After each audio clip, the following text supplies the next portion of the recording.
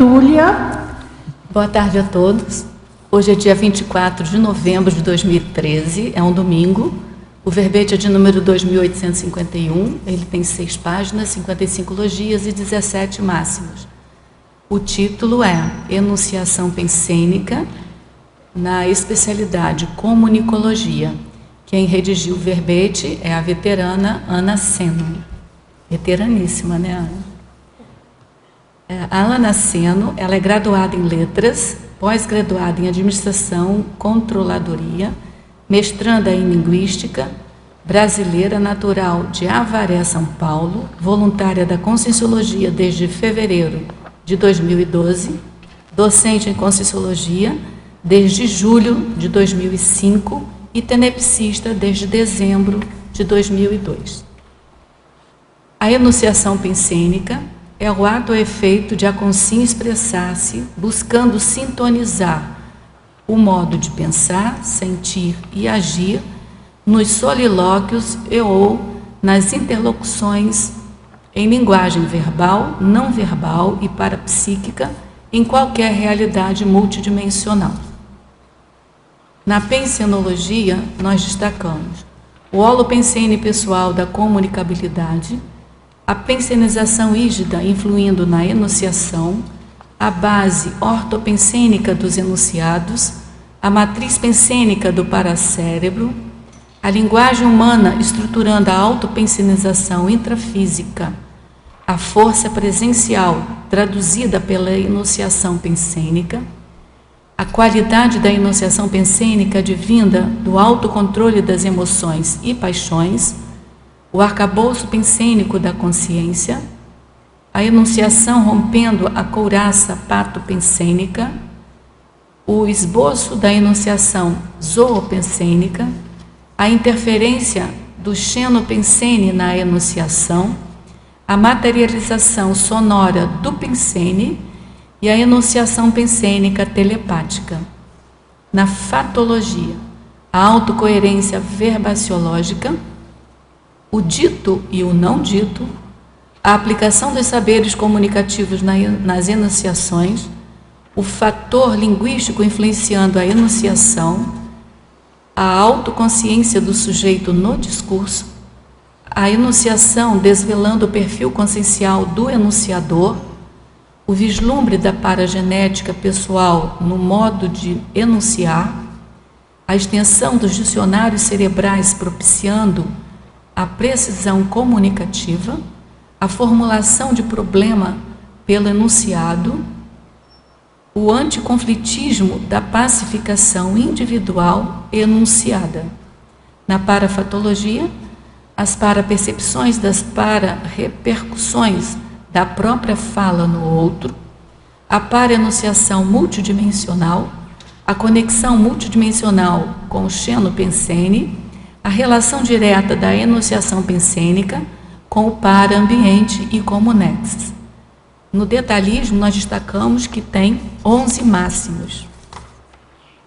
Na argumentologia, nós destacamos ainda a tabelologia, na qual a verbetógrafa, sob o ponto de vista da linguisticologia, ela coloca 10 aspectos intervenientes na enunciação, nos quais se comparam as abordagens intrafisicalistas e conscienciológicas. No outro parágrafo, tipos sob a ótica da cogniciologia, a autora coloca 2 tipos de classificações da enunciação pensênica sob a perspectiva da capacidade gerativa de autopensenes. Na remissiologia, nós destacamos ainda a ataraxia, autocontrole, auto-ortopensenização, autopensenização polifásica e ortótese.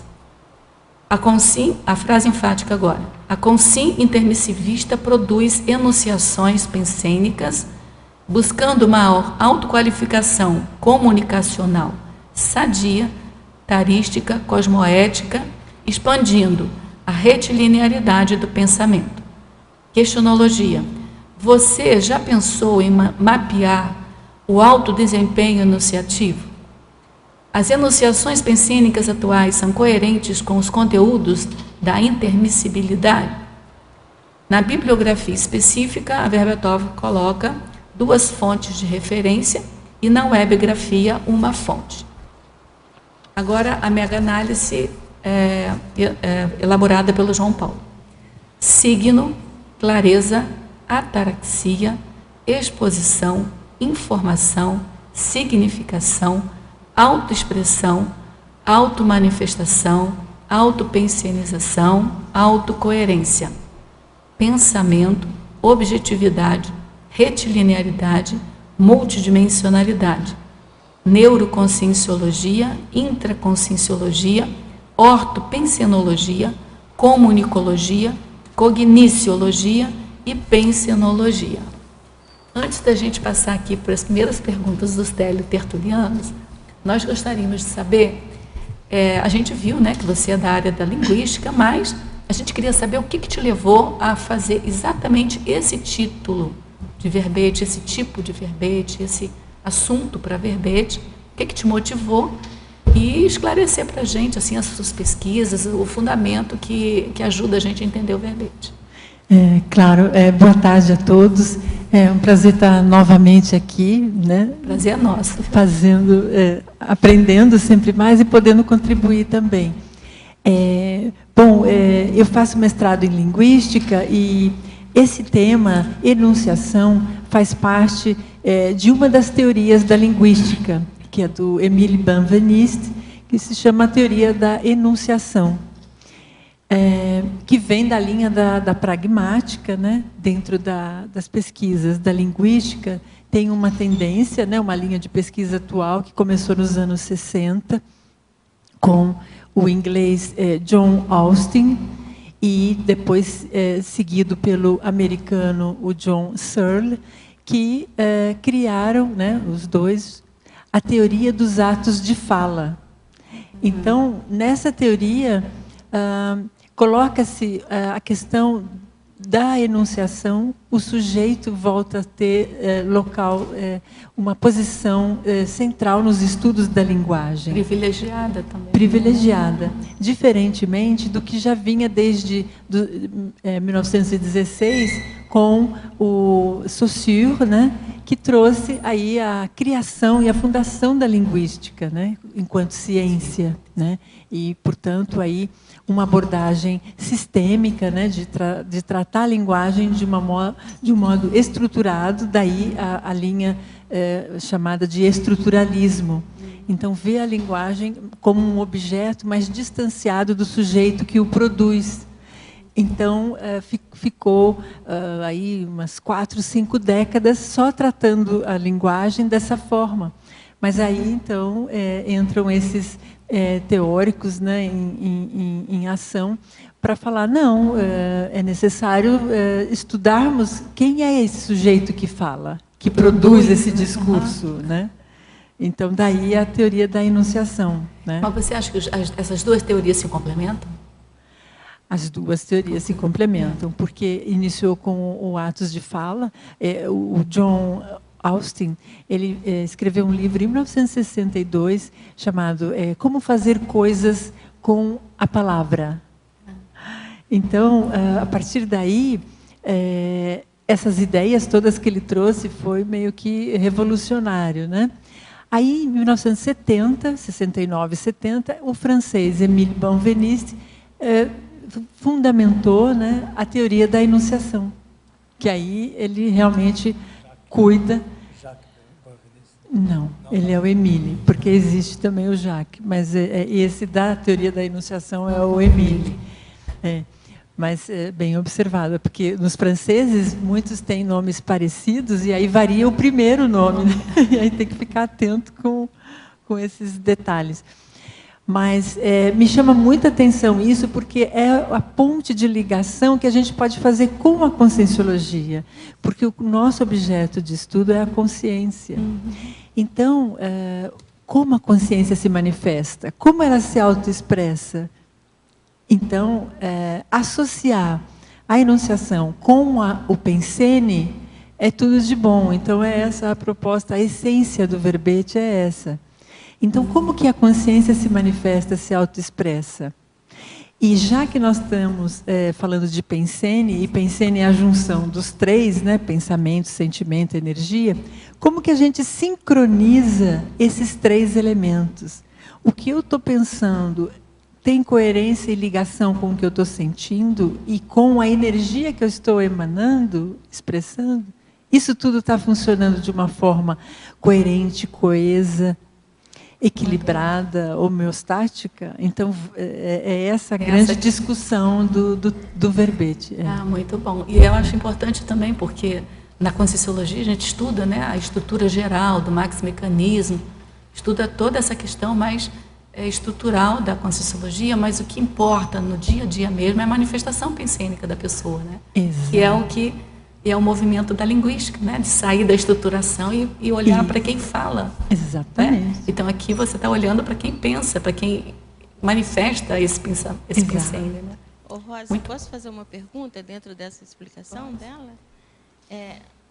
Ana, achei muito interessante, porque ainda sou da velha guarda da linguística, que eu fiz linguística e literatura, então ainda peguei só o Saussure, né?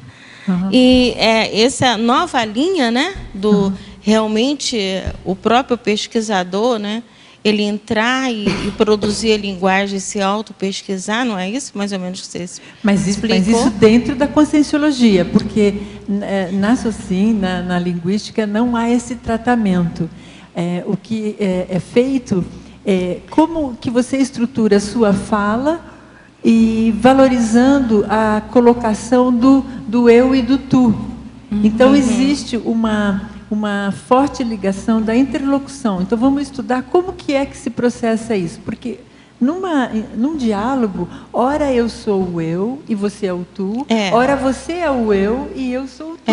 Quer dizer, são há um deslocamento na transmissão, né? Isso.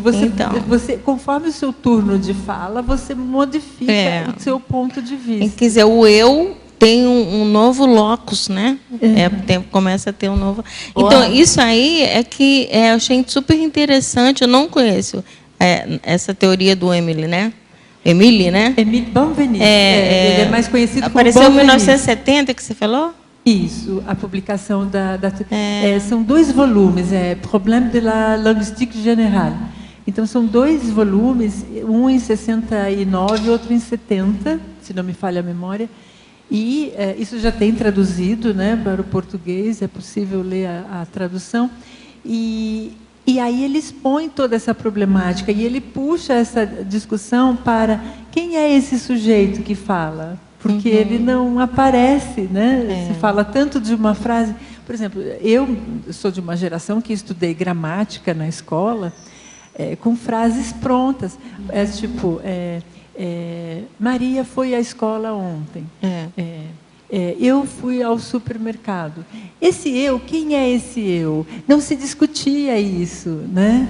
Você dava tratamento para descobrir quem é o sujeito no sentido abstrato da coisa e não concreto. Porque você daí vai fazer uma análise sintática, né? Por exemplo, dentro da linha do funcionalismo, né? Ver a função ali da palavra naquela oração. Então, não se preocupa com quem é que enunciou aquilo. Porque essa contextualização do sujeito com a sua fala, ela só veio a partir dos anos 70. Muito interessante. Eu vou comprar, porque eu estou estudando a linguagem, né? Nesse momento, eu estou desde o primitivo, desde do primata até chegar ao homem odierno, né? Então, isso me interessa nessa evolução. Logicamente, o pensamento tem todo a ver, né? E essa nova repaginada, logicamente, como você disse, o Saussure nunca vai... Ele perdeu o seu papel. Tem a sua utilidade, é muito bom, sim, ver a língua de forma sistêmica, olhar como signos, ter esse olhar, está tudo certo. Sim. Só que o mais importante, prioritário mesmo, eu penso, é a consciência, né? Pois eu acho que tem uma diferença, né, entre a teoria da enunciação do intrafísico, depois você tem uma tabela aqui, a gente pode analisar mais, mas assim, grosso modo, agora, pela discussão, na Conscienciologia, você, pela fala do sujeito, você analisa essa consciência desse sujeito. E na enunciação, me parece que, pela fala, você valoriza o sujeito, mas para entender a fala dele, não está interessado muito nele, né? Isso. A rigor. Não é mais ou menos essa diferença. E é a grande discussão entre todos os linguistas, há muitas linhas. Então, tem aqueles que querem só estudar o produto e tem outros que querem estudar a forma de realização desse produto. Então, mas a consciência mesmo, a conscienciologia que vai estudar. É né? nós que vamos cuidar. É ainda o interesse pelo sujeito ainda parcial, não é isso? Em relação à conscienciologia. Como é que é? É o interesse parcial ainda. Quer dizer, pouco, não é um interesse. Esse estudo aqui não há um interesse profundo do qual will. Qual estudo que você está falando? Da enunciação francesa? Ele não tem interesse nenhum na conscienciologia. Ela que está trazendo aqui. Fazendo uma transposição, eu estou fazendo uma transposição, uma utilização de um conceito, mas estou jogando com o nosso paradigma. Ela está amplificando. Eu estou fazendo uma junção criativa, associativa. Isso. Não é nem só uma transposição, é um acréscimo, né? É um acréscimo, exatamente. É um plus, bem plus mesmo. É um plus bem ampliado. É um plus mesmo. Porque a gente vai esmiuçando isso ao longo do tempo. A gente está com muita pressa, né? Exatamente. O ansiosismo a gente tem que controlar, vamos. Senão a nossa enunciação... Vocês me ajudam, porque às vezes eu atropelo, eu quero falar tanto e aí não... Senão a nossa enunciação vai ficar prejudicada. Exatamente. Então vamos lá, a pergunta do Télio Tertuliano. Estrangeirismologia, página 9, de que maneira otimizar o nosso enuncê tarístico, tornando-o descomplicado? Olha, aprendendo a falar. Tem eu fiz já um verbete, foi o meu primeiro, aliás, né, meu início aqui na enciclopédia, saberes comunicativos, né? Dá até para fazer uma recapitulação rápida. Lá, então, eu falo dos 6 saberes que são primordiais a gente estar aprimorando e aplicando na nossa qualificação de autoexpressão. Quais são? O saber falar, saber ouvir, saber ler, saber escrever, saber traduzir e saber pensionizar. Então, para você descomplicar, o ideal é você investir nesses 6. É muito trabalho? Não, até que não, porque você pode fazer uma auto-checagem, passa a régua e vê, neste atual momento evolutivo, como eu estou na minha comunicabilidade? Como que eu estou funcionando? Onde eu preciso investir mais? No falar? Eu uso o vocabulário correto, domino a língua minimamente, né? Estou sendo claro, coeso, objetivo. E o saber ouvir também está muito dentro da descomplicação. Às vezes a gente não ouve o interlocutor e aí a gente responde aquilo que ele não perguntou. Então, é aí que complica, né? Pode gerar um conflito inútil. Pode gerar um conflito ali.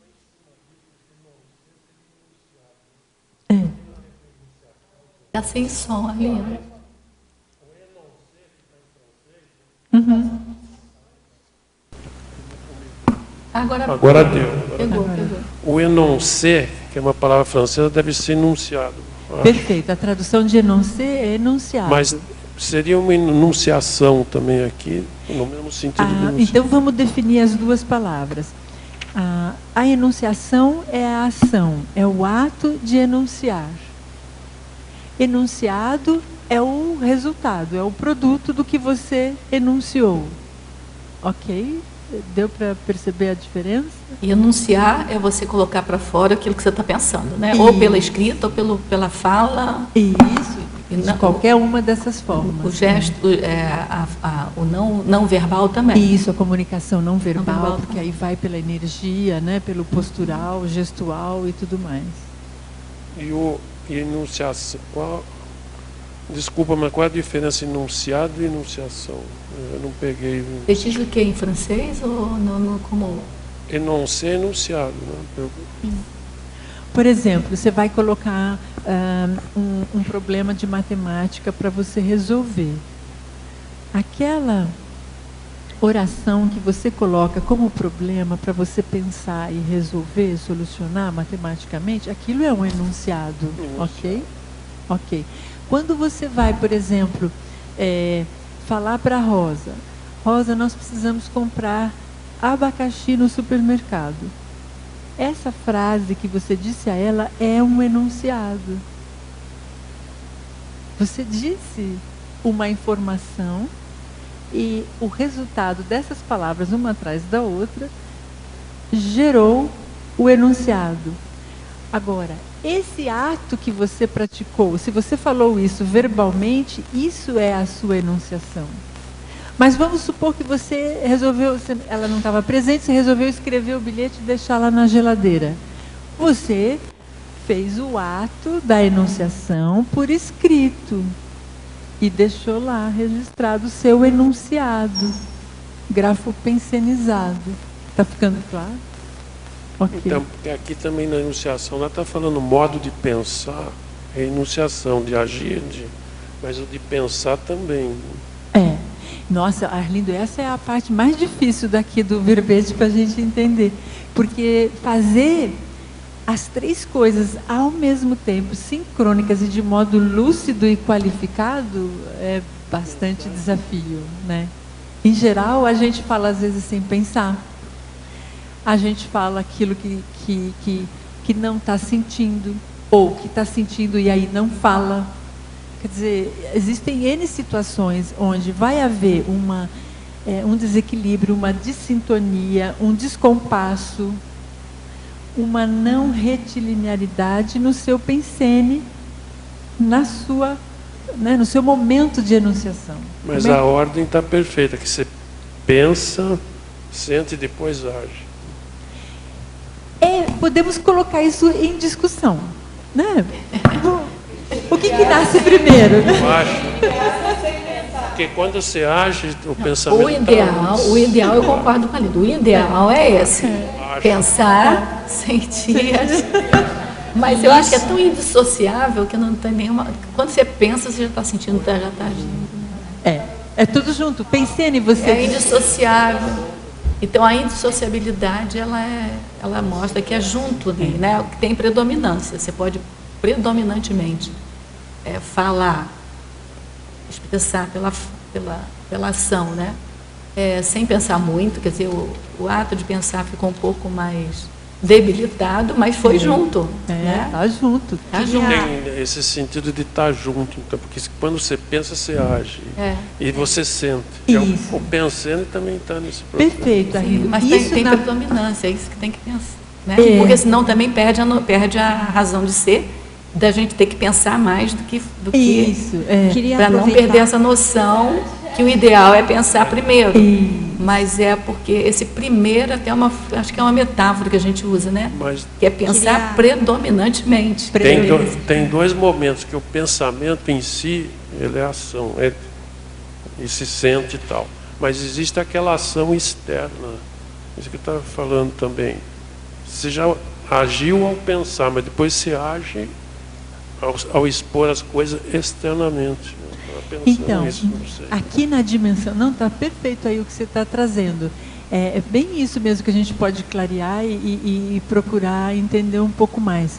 Nós no intrafísico, na dimensão intrafísica, nós temos essa dificuldade de expressar o nosso pensene. Lá no extrafísico, o pensene é ação. Então, essa discussão é inócua. Lá já é ação. Pensenizou, já aconteceu. Aqui não, nós temos a matéria, a intrafisicalidade para nos camuflar. Você pode maquiar, então você não pode não ser honesto, coerente, né? Então, eu estou pensando aqui também, Arlindo, a possibilidade do próprio sujeito que anuncia alguma coisa, ele não está pensando porque o outro pensou por ele. Não pode, porque outra pessoa pensa por ele, mas de qualquer modo, o pensamento, sentimento e energia está junto ali. Tá. Mas outro pode pensar por ele. Por isso que é importante a lucidez, né? Porque o exopensene, né? Isso. E aquela tal pergunta, né? Penso ou sou pensado? existe a influência externa do Xenopensene ou do interlocutor, pode ser uma consim, pode ser uma consciex. Então, essa influência ela é constante e contínua. Por isso, a gente está sempre lúcido, com predominância do nosso discernimento, né, do pensamento em primeiro lugar, para a gente poder fazer esse alinhamento íntimo, intraconsciencial, que é nosso daí, que é a nossa produção pessoal e singular. Isso que é verdadeira liberdade. Acho que a coisa Isso que é verdadeira liberdade. complica ainda mais o seguinte: o Pensene, ele também é externo, porque no extrafísico mais, mas aqui também. Ele tem uma a pessoa consegue detectar o Pensene do outro, ele tem uma exteriorização. Sim, claro.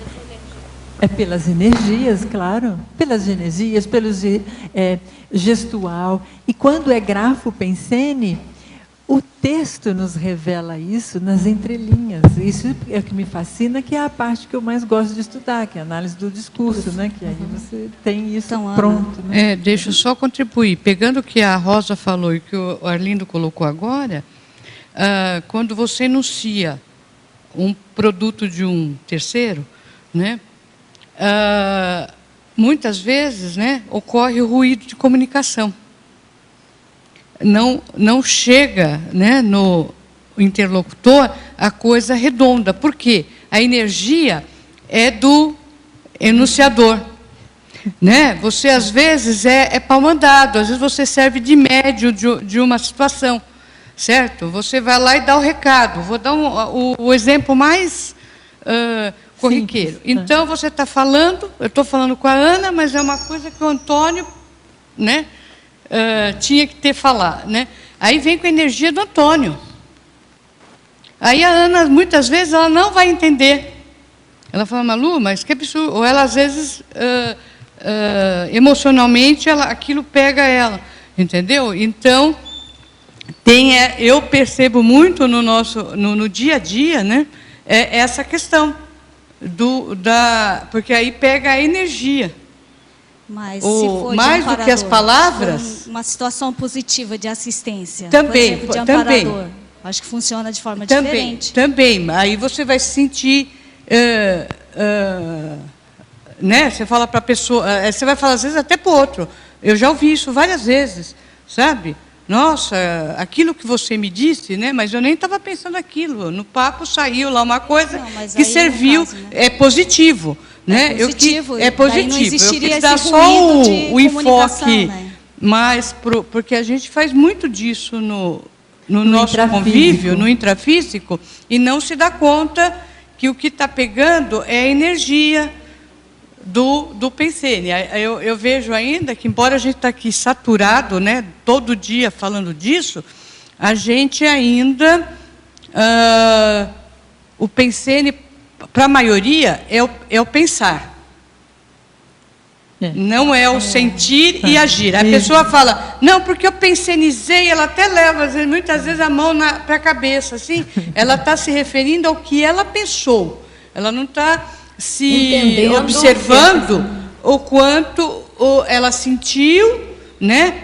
E a ação que aquilo redundou, que pode ser um sorriso e pode ser um bater de porta, entendeu? Os dois lados é uma ação, né? Mas que mostra o teu sentimento. Continuando aqui na estrangeirismologia, página 9, poderia falar mais sobre o instante multidimensional do ego hic nunc, da consciência enunciadora? Claro. Essa expressão ego hic nunc, a tradução é eu aqui agora. Então, a enunciação pensênica tem exatamente essa definição, o entendimento. É uma outra maneira de dizer o que é o ato da enunciação pensênica. Eu aqui agora. Multidimensional, é claro. Temos que estar sempre pensando em termos das múltiplas dimensões, dentro desse contexto. E faz parte da expressão que aí os seguidores, né, da teoria da enunciação, no caso aqui é uma tríade que o professor Fiorin ele fala muito, porque ele é especialista nessa teoria, né? Ele é professor lá da USP, da Unicamp também, e aí ele sempre faz essa citação aí em latim. Aí. Na pensenologia, página 10, 7ª linha, poderia falar mais sobre a cronometria do fluxo pensênico em nanosegundos? Sim. Esse é o grande desafio. Isso para mim é teórico, tá? Não consegui ainda. Mas é você tentar medir o seu fluxo pensênico. Gente, isso é um experimento dificílimo. Porque então, para mim me parece às vezes que esse assunto é mateológico, mas assim, é complexo mesmo de estudar. Eu estou aqui tentando aprofundar um item que alguns podem pensar assim, nossa, mas que menina maluca é essa, né, de tentar ficar vendo esse detalhe, né, do pensene. Mas, enfim, eu acho que isso ajuda na qualificação da nossa comunicação. Por isso que eu pus a especialidade de comunicologia para a gente trabalhar esse viés aqui. Mas eu acho que isso não está fora da nossa realidade aqui, porque nós temos aquele memorando lá, olha, e que no terceiro, de baixo para cima, é a autotaquirritmologia. E aquele item ali, aquela especialidade ali, é exatamente essa velocidade do taquipsiquismo, né, da pessoa, que aí a gente vai transmitir o que o professor Val tem dito para a gente, igual a você, eu também não tenho tanta experiência assim na autotaquirritmologia. Mas é que quanto mais a pessoa evolui, a tendência dela é taquipsendizar mais rápido. Entendeu? E resolve as coisas muito mais rápido. Perfeito. Entendeu? Daí aquela questão de que no extrafísico não tem tempo, por causa da autotaquirritmologia. Você se pensar, você já está lá. Eu quero estar lá, você já está lá antes de acabar de pensar, entendeu? Exatamente. Que seria rápido. Então, é isso que seria a autotaquirritmologia, que nada mais é do que isso que você está insinuando aí, né? Está enunciando aí, que é de cronometrar, usar o nanosegundo, que é uma medida muito ínfima, né? Para medir a velocidade do pensamento. Então, você já está chegando. Perfeito. Né? Isso aqui pode ser, assim, se não for de fato possível, pode ser uma metáfora para cada vez mais a gente chegar próximo do alto. Ou a tentativa de, né? A tentativa de. Fala no microfone. Claro. O que você falou? Fala. Empresta só um pouquinho que ela vai te devolver aí. Para a mudança de bloco pensênico, né? Você está num fluxo, por exemplo, de alto assédio, e você usar ou pode ser até taquipsiquismo, né? De você conseguir cortar aquele fluxo pensênico que não está saudável, você usar essa nanosegundo e conseguir fazer a mudança de bloco pensênico. Você se dá um nanosegundo para mudar de pensênico. Exatamente. Tecnologia assim que... Até a gente chegar ao momento que nem vai precisar desse um nanosegundo, né? Que você não vai precisar de mudar, porque já vai estar homeostático direto. A CL deve ter isso, né? Consciência livre deve ter isso. Pode fazer. Verbete, parabéns pelo verbete. Obrigada. Está falando. Pelo Obrigada, livro, ontem, lançamento maravilhoso, seu livro. Né? Vai ser obrigada. Muito esclarecedor, de muita assistência para as pessoas que trabalham na comunicação e etc., né, todos nós. Uma pergunta, uma primeira pergunta, a respeito daqueles elementos da comunicação, né? O emissor, a mensagem, o código, receptor e tudo mais. A relação da mensagem, o cuidado com a mensagem e a ortopensenidade, que você fala bastante na fatuística, então está muito relacionado com a ortopensenidade, né? E o cuidado que nós podemos ter com a mensagem em si do que vai ser enunciado. Poderia falar mais? Claro, isso é vital para nós nessa condição que nós estamos, né? Aqui no intrafísico e autoconscientes da evolução, da serialidade, né? Das existências. Então, você, cada vez mais ficando lúcido disso, aprimorando a sua pensenidade vai refletir naturalmente na sua interlocução, na sua comunicação. E como isso vai adentrando dentro da gente, quando a gente vai amadurecendo e ficando mais esperto em relação a isso, entendendo que é pela maneira de se expressar que a gente vai conseguir interassistir e evoluir mais em grupo, então passa a ser de suma importância a gente cuidar da ortopensenidade. Fica vital, fica algo assim, lição de casa diária. Porque tudo que a gente for realizar, seja no trabalho, na família, na dupla, na afetividade, em qualquer situação social, a gente vai estar se comunicando.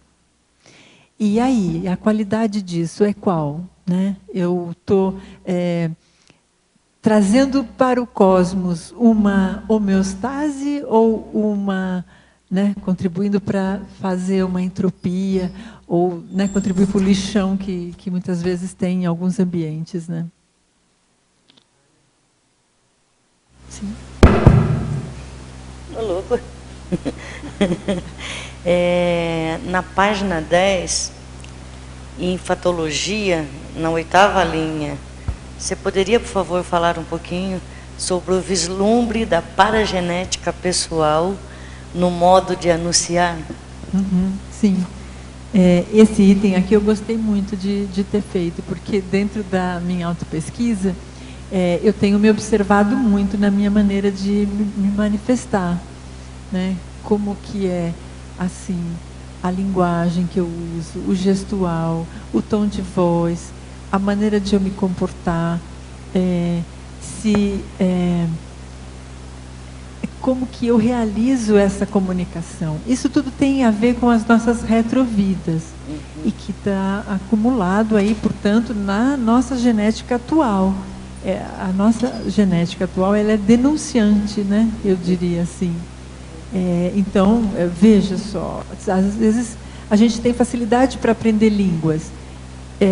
Eu já tive alunos que falam explicitamente, né? Mas, professora, eu não consigo pronunciar desse jeito. Eu sempre vou ter um sotaque. Eu nunca vou conseguir falar como, de fato, né? No caso, que é a língua espanhola, né? Que eu mais dei aula, ou, né? A língua francesa. Não tenho jeito para isso. Aí, por que uns têm, outros não têm? Então, é interessante fazer se perguntar isso e ir atrás e fazer essa autopesquisa. O que é que eu trago, então, de outras vidas com relação a esse atributo da comunicação, né? Seja ela verbal ou escrita. E por aí você já tem pistas, né? De como que foram as suas outras vidas, né? Para o estudo, então, das personalidades consecutivas, isso daí é sensacional, né? Dá para vocês tirar aí bastante elementos, né? A postura, a maneira de ficar sentada, em pé, como que vai... Outro dia, aqui na tertúlia, o Pedro Fernandes, num verbete que ele estava apresentando, ele falou deu um exemplo assim, a maneira como a pessoa segura a xícara de café, tem o dedinho levantado, como é isso, né? Isso tudo comunica, isso é a linguagem, né? Não verbal, né? Está ali explícito o modo de ser. Você fala aqui também em mitologia, na página 12, você poderia explanar um pouquinho o mito de não se falar sobre temas e tabus, o que você pensa? E já também o mito de ser inteligente, de ser inteligente por ter vocabulário difícil. Isso daí é uma casuística bem minha mesmo, pessoal, vivenciada. Eu vou começar por esse, então. Porque é curioso, né? A gente tem uma autovisão, uma autoimagem, e aí a gente pensa que o outro também está vendo a mesma coisa, né? Não, mas isso é óbvio, é natural, eu sou assim. Mas aí o outro nos apresenta um contraponto que você não imaginava que causava no outro, né? Então, é uma casuística assim, eu no trabalho, na empresa onde eu trabalhava, eu atendia público. E aí eu fui para um setor onde o público tinha uma média de pessoas, vamos dizer assim, não eruditas, não alfabetizadas suficientemente e, portanto, tinham uma comunicação, uma linguagem bastante simples e, assim, gramaticalmente às vezes errada, enfim. Esse é o cenário que eu estou colocando para vocês entenderem o contexto. E caio eu lá para atender a essas pessoas. Então, como que eu fazia para me comunicar e explicar assim, o problema que a pessoa trazia para ser resolvido, como que eu ia dar orientação, como eu ia solucionar, como eu ia proceder para, né, interagir com a pessoa. E eu não sabia falar aquela linguagem. O meu vocabulário era um pouco mais sofisticado e eu não sabia, naquela época, fazer essa interação, essa comunicação. Então, daí eu entrei nesse exemplo aqui, nessa fatuística aqui, de que dá esse descompasso. É curioso e é uma coisa que me surpreendeu, porque é o inverso. Quer dizer que o fato de eu saber um pouquinho mais, isso está sendo um prejuízo para mim. Né? E aí eu entrei em curto-circuito. Eu falei assim, mas não é bom ser alfabetizado? Não é bom saber falar bonito? Né? Não. Porque aí, no ponto de vista assistencial, não. Você tem que chegar e falar a linguagem do outro, que ele te compreenda. E fazer essa mudança rápida de faixas, né, de linguagem é uma arte, é uma arte, é uma arte. O professor em sala de aula, ele realmente vive isso o tempo todo. Porque às vezes você fala, explica uma coisa, alguns entendem. Meia dúzia lá, não entendi, professora. Você explica de novo, aí outros 3 entendem, mas continuam 3 ou 4 não entendendo. Aí você tem que explicar de uma terceira, outra forma, com outro vocabulário, outro léxico, outra estrutura gramatical, frasal, pensênica. Às vezes, uma postura, você vai se aproximar fisicamente da pessoa para que, às vezes, não as suas palavras cheguem até ele, ao entendimento dele, sim, a sua energia penetre de alguma forma para que ele fique lúcido e entenda o que você quer passar. Então, isso é... Valeu, obrigada. Ana, aí o primeiro, aqui, né? Me ajuda a lembrar. Tem mais uma para eu comentar. Essa é a mitologias. Da mitologia. Temas e tabus. Então, eu acho que todos nós já vivenciamos isso. Por exemplo, na condição de família, tem assunto que não pode falar, né? Você senta à mesa do jantar, é proibido falar em algumas coisas. Não, isso não se fala à mesa, né? Isso eu já vivi, né, na minha casa. Em algumas culturas isso é muito forte. É muito comum. Né? É muito comum. Então, eu quis exemplificar isso. Então, a sua enunciação pensênica, ela fica o quê? Embutida, porque ela não está sendo manifesta. Você não está tendo vazão àquilo, você não está podendo expressar aquilo. É isso.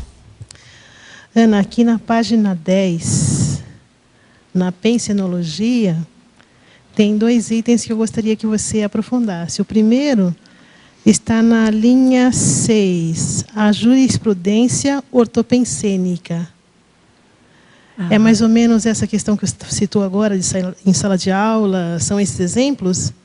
São. E assim, outros mais do cotidiano, né? A jurisprudência é o teu pedaço, é a tua área, é o teu campo, né?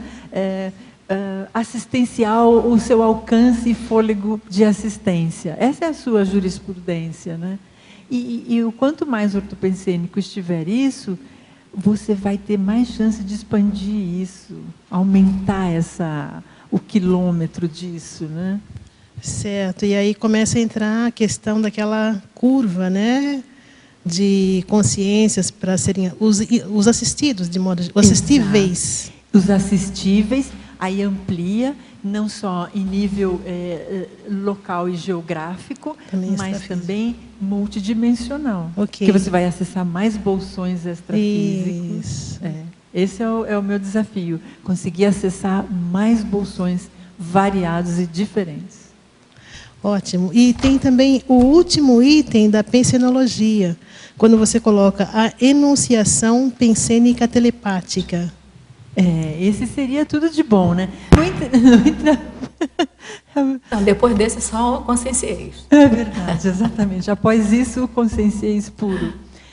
Mas talvez algumas pessoas aqui no intrafísico consigam isso, né? A telepatia é um fato já, né? Tem muitos estudos já nessa área, né? É possível, sim. Tem alguém aí? Ana? Oi. É o seguinte, na página 10, lá na fatologia, na linha 12, na linha 11, que diz assim, a língua enquanto condição de intersubjetividade na comunicação linguística. Gostaria de você expandir isso aqui. Ok.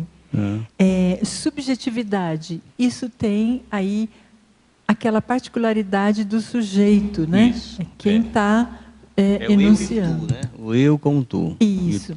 E quando eu ponho o inter, são os dois, é a inter-relação, é a própria interlocução. E você, tendo um canal para fazer essa interação, que a maior parte das vezes é a língua, né? A gente pode se comunicar, a gente que estuda aqui na Conscienciologia sabe que as energias também transmitem muita informação. Mas, de modo geral, para todos nós aqui do planeta, a língua é o grande, né, instrumento para a gente se comunicar. E exercitar essa intersubjetividade, né? Eu vou mostrar para você o meu mundo através daquilo que eu falo, né? Mas aproveitando essa questão, aí tem lá na página, da primeira página, 9, né?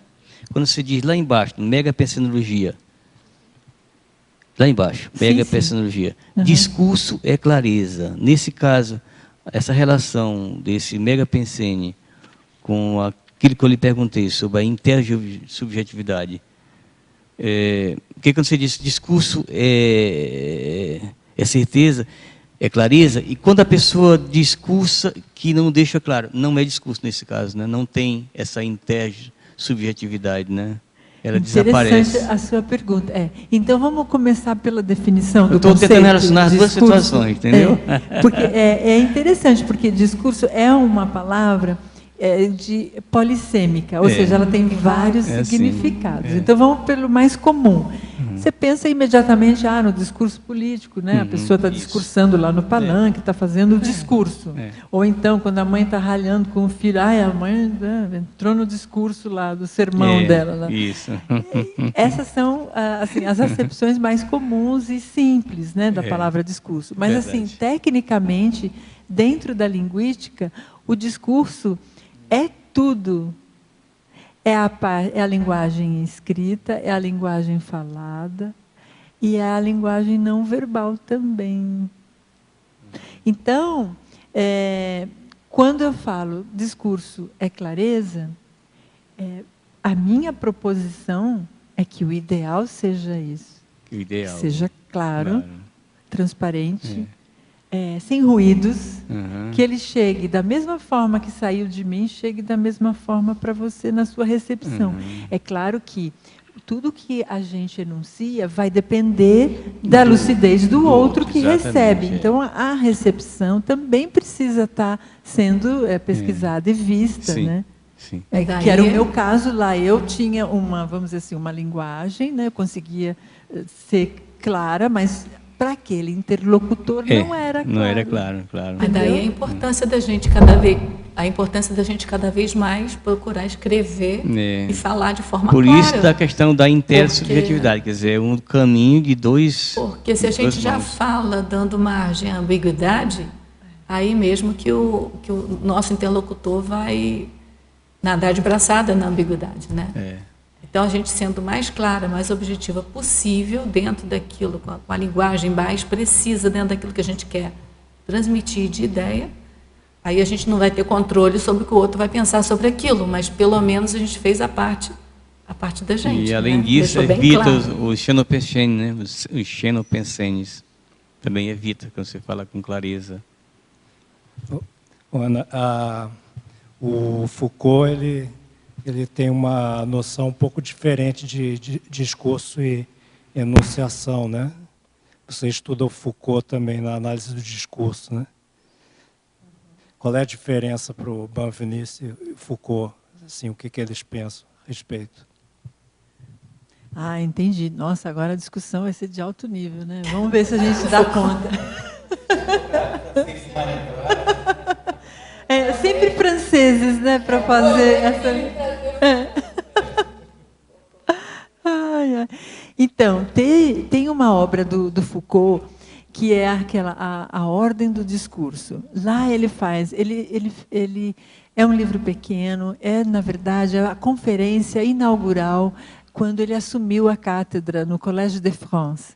Então, ele deu essa... E aí, a proposição que revolucionou vários estudos das humanas, né, das ciências humanas, que aí ele colocou em questão, né, o que é essa noção de discurso.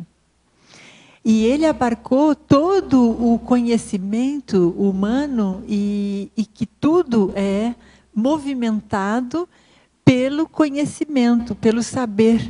E isso é um acúmulo. Na verdade, o meu discurso, ele nunca é original, ele nunca é meu. Ele já foi dito anteriormente, já carregamos um histórico aí, um arcabouço, né, a holomemória, né, vamos colocar assim, nos nossos termos, em que nós fazemos uso, usufruímos desse tesaurus, né, e aí a gente dá uma roupagem, uma coloração nossa, uma singularidade nossa, quando a gente usa aquela palavra, né, porque aí palavra no sentido, né, mais abstrato, né, teórico, definicional, né, da coisa. E aí é o mais amplo. Então, o Foucault ele pretende dar um tratamento muito mais amplo do que o Benveniste. O Benveniste ele está realmente restrito ali ao estudo da linguagem, do uso da fala, né? É mais ou menos isso. Agora aqui, ó, em Fatologia, página 10, terceira linha. Como funciona o fator linguístico influenciando a enunciação? E como funciona em quem é poliglota? Quem é poliglota leva muita vantagem. Nossa, por quê? Tem mais sinapses, né? Mais conhecimento, mais vocabulário, o dicionário cerebral é muito maior, é mais facilitado. A hora de você estar produzindo os seus enunciados, né? O seu ato de fala, a sua comunicação, você tem uma série, né? de opções para você eleger como opção de palavra que você vai usar ali, o léxico, né? Ao passo que quem é monolinguista pode ter também uma excelente performance, né, na língua materna e tal. Mas ainda assim, em termos conscienciológicos ou evolutivos, é pequeno, é restrito. O ideal é estar expandindo. Posso fazer um ganchinho aqui, Ana? Extrapolando um pouquinho e aproveitando sobre o poliglotismo, eu lembro de, na minha primeira faculdade de letras, a Madame Stahl falava o seguinte, que a pessoa só entende o universo do outro, de uma cultura diferente da sua, quando ela sabe a língua. E aí, partindo do princípio da nossa pura existencialidade, e que já vivemos muito em várias culturas, você teve alguma experiência no extrafísico, projeção, ou leu alguma coisa a respeito dessa facilidade, da comunicabilidade lá no extrafísico, justamente em decorrência dessas afirmações? Perfeitamente. Nossa, tenho rememoração, sim, de algumas projeções, e principalmente na época que eu estava mais ativa dando aula de espanhol. Era direto eu estar falando e convivendo com a língua espanhola. Era muito comum. E hoje eu ainda tenho, mas aí eu percebo que a minha presença lá, nesses eventos, o que eu tenho de rememoração, né, dessas projeções, é mais numa posição assistencial de esclarecimento. Antes era mera assim, amizade, né? Então você se reunia, grupo, porque tinha ali a língua em comum, né? Era outro contexto. E era também numa época que eu ainda não conhecia a conscienciologia. Era muito mais forte lá nos anos 80, né, que eu estava mais enfronhada com a língua espanhola mesmo, era 24 horas a dedicação a essa língua. E hoje eu percebo que essas inserções elas são pontuais. Eu percebo que os amparadores me utilizam mesmo pelo fato de eu ter essas sinapses para fazer assistência. E eu me percebo falando coisas de esclarecimento mesmo, na outra língua. Antes deveria ser, quer dizer, eu imagino, estou fazendo uma hipótese aqui, de que fosse só questão de rapport, né? Você evocou aquele pessoal todo, né? Isso. E agora não, agora é um rapport mais genuíno, porque aí talvez seja estruturado, estruturado mais pelo amparador, né? Em Fatologia, página 10, 11ª linha, poderia esclarecer quanto à linguagem enquanto condição de intersubjetividade na comunicação linguística? Eu acho que alguém já fez essa pergunta, mas se ficou alguma coisa, você quer sintetizar, fique à vontade. O que nós podemos aqui estar complementando nessa intersubjetividade é a gente ter uma postura, em qualquer interlocução, ter essa preocupação com como é que está o padrão pensênico do meu interlocutor. Como é que está o meu padrão? Porque o resultado desse diálogo, dessa interlocução, vai ser positivo e rígido e um ganha-ganha, na relação de ganha-ganha, quando a gente realmente estiver lúcido para isso. Então, a constituição dos diálogos ortopensênicos e sadios depende dos comunicantes.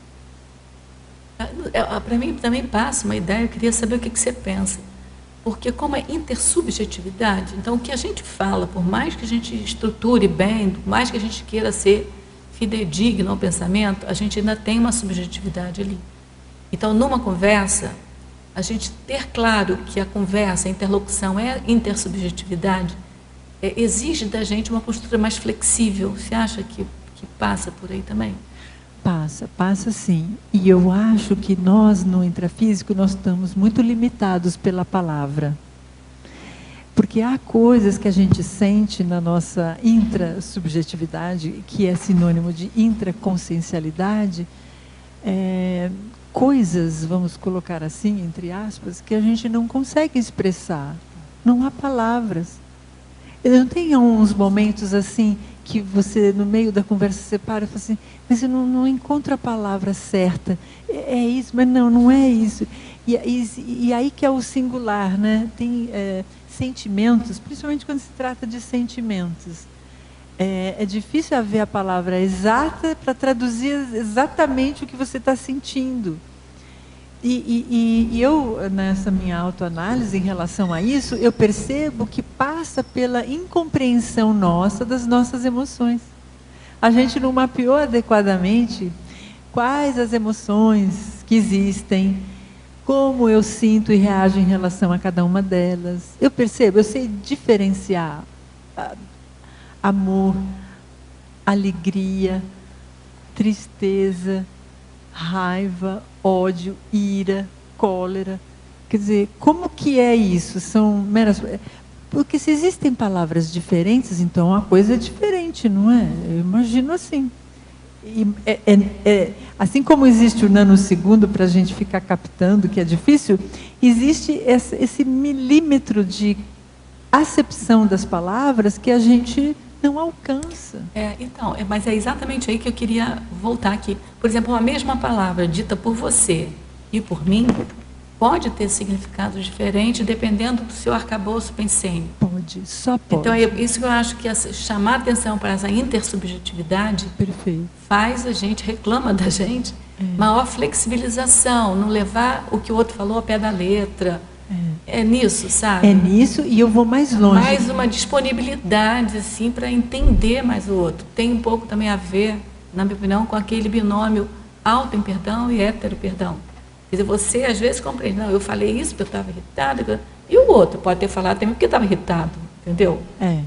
Perfeito. Então, essa coisa, você se auto-perdoa, mas hétero-imperdoa. E é exatamente o contrário na interlocução, na intersubjetividade. Você ter isso presente, eu acho que facilita a pacificação entre as pessoas. Não? Nossa, sim, perfeito, eu concordo e assino embaixo. E outra, eu acho importante destacar, e é o meu esforço pessoal, em eu sempre estar checando, então. Mas espera aí, o que você entende exatamente por essa palavra? Me diga aí, qual é, no seu universo, o que significa isso para você? A partir do momento, como ele me dá o feedback, então tá, então eu vou fazer correção, não é essa palavra, não é esse conceito, vamos afastar isso, descarta, então vamos para essa outra palavra, porque aí vai no ponto, né? E outra, a gente precisa ter paciência nessa interlocução, não dá para ter ansiedade, principalmente se é uma situação de terapêutica importante para a pessoa compreender. Aquilo pode ser a virada, aquela palavra, se ela compreender, vai ser a virada para ela, de uma reciclagem, de um conflito que ela tinha há muitos anos. Quer dizer, então a gente tem que ter esse cuidado na hora de estar falando, conversando, não é assim qualquer coisa, né? A enunciação pensênica pensada, vou colocar assim, ela é muito importante, ela é tarística, porque você está pensando no outro, você não está pensando no que você quer falar. Está pensando no que o outro precisa de ouvir, né? Isso, Ana, boa tarde. No final da fatologia, será que você pode explicar um pouquinho o que é o anticonflitismo da pacificação individual enunciada? Porque o conflito íntimo é muito comum a gente ter, tá? Há fases da vida em que ele é agudizado, tem outras que a gente já consegue resolver, entender e ficar mais tranquilo e pacificado. Então, você está numa busca de anticonflito o tempo todo, vai te proporcionar essa pacificação íntima. E isso, naturalmente, vai reverberar na sua enunciação. E é aí quando você é mais tarístico e assistencial, porque você vai estar num alinhamento íntimo, coerente, né, do seu pensene, e aí é esse pensene que você vai enunciar. Então isso tem a ver com o primeiro sinergismo, que é da autoconsciencioterapia e autoexpressão. Isso, muito bom. Dá para fazer perfeitamente essa associação, é isso mesmo. Você mesmo é o seu autoterapeuta que vai fazendo as suas autocorreções simultaneamente. A gente ganha no ritmo, a professora Rosa comentou lá no memorando, isso, da autotaquirritmologia. Quanto mais rápido você tiver esse mecanismo dentro de você, poxa, a qualificação da sua enunciação vai a 1000. É muito bom. Aguarde, gente. Ana, um dia a gente chega lá. Pode falar, Rosa? É o seguinte, queria retroagir a colocação dele do Foucault, o novo modo dele apresentar o discurso, né? Quer dizer, na verdade, o do Foucault é mais antigo, né? Então, essa questão, quando ele coloca que, na verdade, não falamos nada novo e simplesmente repetimos, né, o que já foi falado. Aí me veio à mente a questão das pensatas, né, que o professor está trazendo para a gente, uma nova paginação, e até aproveitando, lendo outros autores, onde em diversas épocas, em diversos lugares e diversas etnias foram pensados, e hoje ele está trazendo esse pensamento já existe, né? Só que vem trazendo para a Conscienciologia, com os conceitos novos da Conscienciologia, e num novo enunciado, né? Vamos dizer assim, né? Na verdade, ele não está falando o que os outros falaram, ele está rebatendo o que os outros falaram, né? Havia muito pensamento.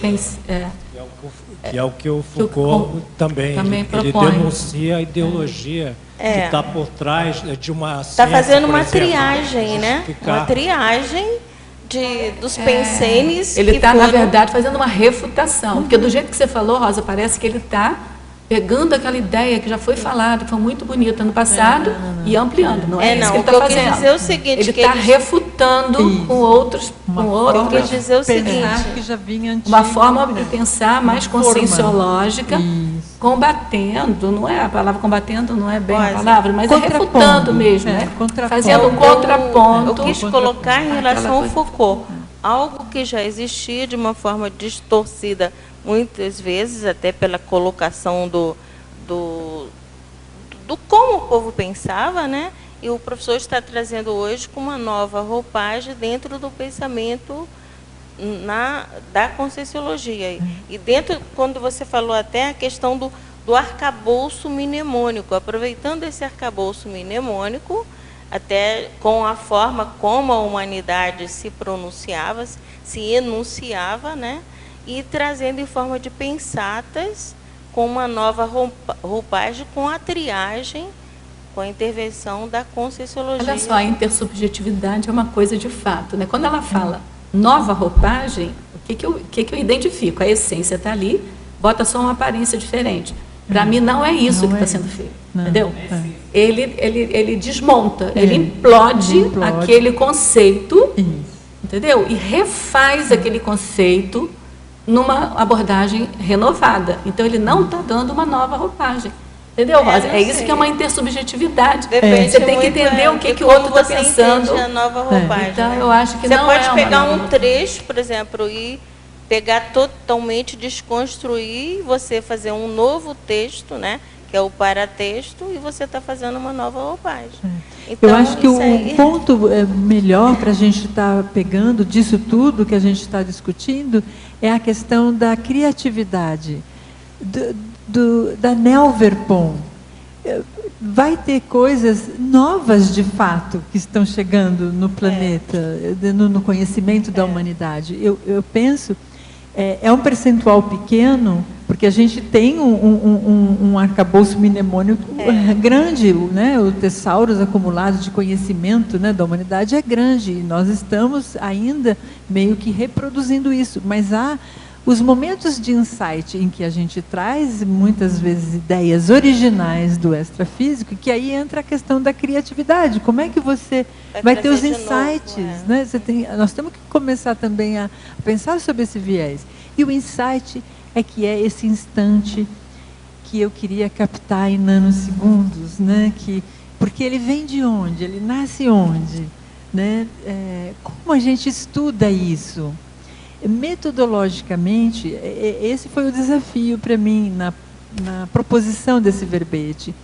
Como criar um método para a gente medir de fato as nossas enunciações pensênicas? Porque ali é um flash ali, né? Então, quando você faz isso, você não está... Por isso que eu falei no início, não é uma transposição simples. Você está criando em cima... Isso. Né? Porque você está usando a palavra enunciação, mas você está criando toda uma concepção, fazendo extrapolação àquilo que já existe. Exato, né? exato. Então, isso não é uma simples transposição. Isso é uma criação, né? Sim. Quando a Ana comentava sobre Foucault, ela colocou exatamente esse adendo ao final. Ela dizia... que havia um discurso, que ele é histórico, vou resumir dessa forma, mas que a pessoa que fala, ela agrega. Então, ela fala uma série de coisas que já estão do conhecimento. E tem aquele novo, que é aquilo que a pessoa traz, que é o somatório da questão da história. Então, você tem um crescendo aí, que é o bacana dessas coisas todas. Então, você muda a história. É lógico que tem as refutações, concordo plenamente com a sua abordagem. Eu acho que o acrescentar, né, aí não precisa de... E ele pode ser exatamente um contraponto. A nossa singularidade, né, consciencial. Se somos consciências únicas, então algo singular a gente tem. Agora, não, pode falar. É que eu estou com uma pergunta. Só para concluir esse raciocínio. Senão, todos seríamos a mesma coisa. Né? Então, há algo singular que é peculiar a cada consciência.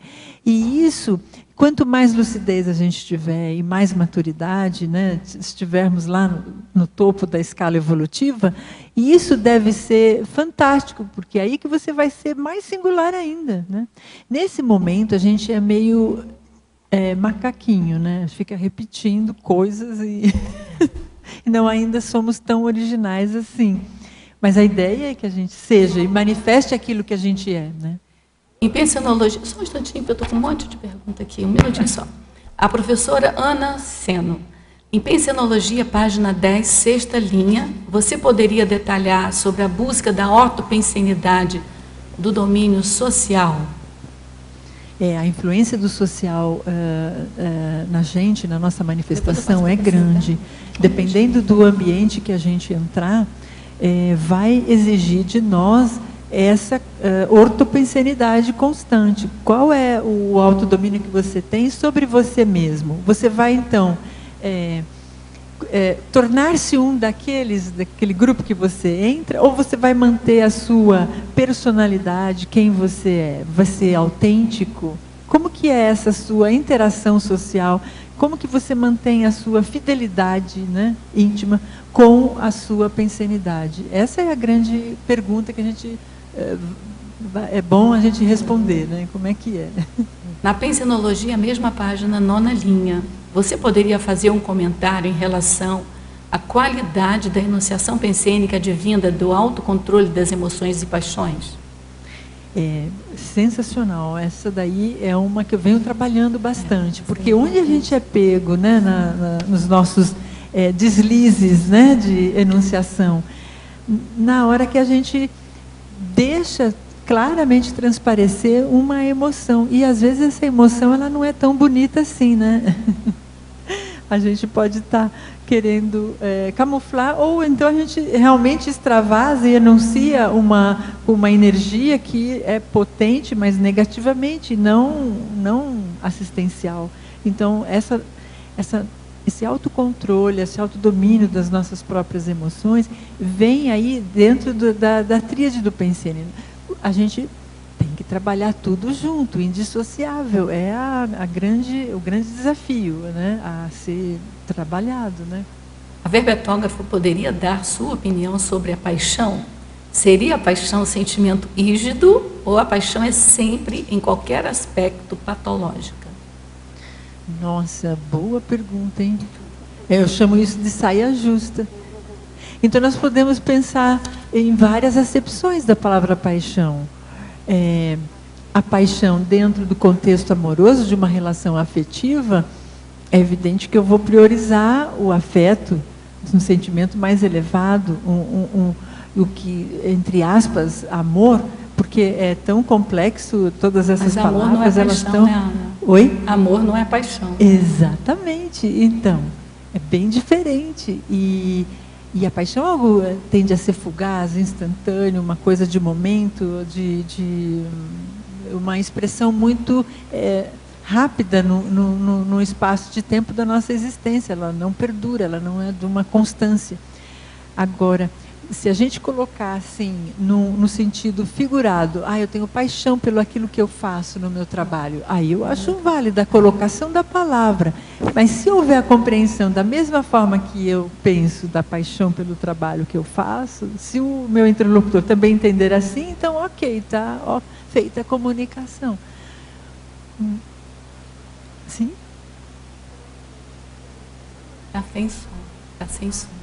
Complementando, uma maneira de entender a paixão, eu vejo assim que num primeiro momento, por exemplo, amorosamente, duas pessoas se unem, se atraem, e num primeiro momento tem a paixão, né, em que a pessoa vê os trafores, o que tem de melhor no outro e tal, aquela atração, afinidade pelo positivo, né?